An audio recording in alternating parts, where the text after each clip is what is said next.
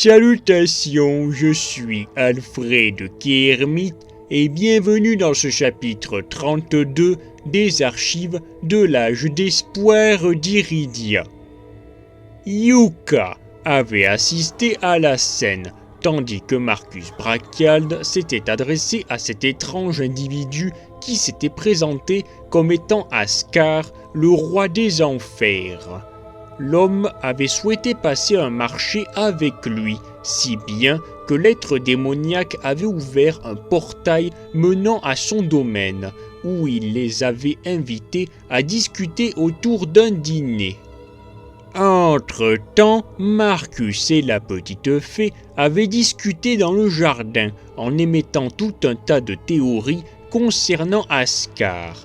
Mais afin de tirer les choses au clair, Yuka avait fermement tenu son pendentif dans ses mains, ce qui avait fait apparaître Drala et Mortis qui avaient répondu à leurs interrogations. Par la suite, lorsqu'était advenue l'heure du repas, Marcus avait réclamé l'assistance de l'armée démoniaque d'Ascar en échange de l'âme d'Henri Corvo. Mais Yuka avait bondi d'indignation, refusant les termes de cet accord, si bien qu'elle avait failli vendre sa propre âme en échange.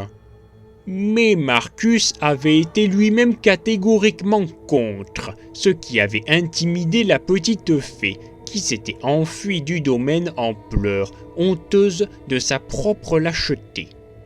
Ayant plutôt entendu un hurlement de dragon empli de chagrin au loin, Yuka s'était dirigée vers un immense temple à l'intérieur duquel elle avait fait la connaissance de l'archidragonne Lacindra.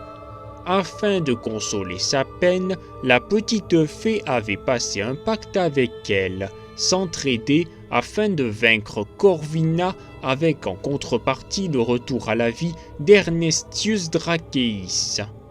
À la suite d'un petit tour des enfers à dos de Lacindra, Yuka était revenu auprès de Marcus, qui avait utilisé un médaillon enchanté offert par Ascar, afin de retourner directement à la taverne du héros malade. Il s'était rendu compte que durant le court séjour dans l'autre monde, 3 mois s'étaient écoulés en réalité. De fait, le Hakugnai s'était bel et bien déroulé. Danteus avait commencé à prendre l'avantage jusqu'au moment où Marcus avait appelé à lui les Légions des Enfers, qui avaient décimé la grande majorité du cartel Ventress. Mais leur chef, ainsi que Sylvana et Magnus, étaient parvenus à s'enfuir. C'est ainsi que Marcus était devenu le nouveau chef des Brokers. Ainsi se conclut ce 32e chapitre des archives de l'âge d'espoir d'Iridia.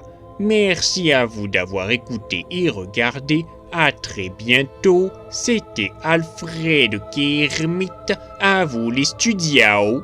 Pow!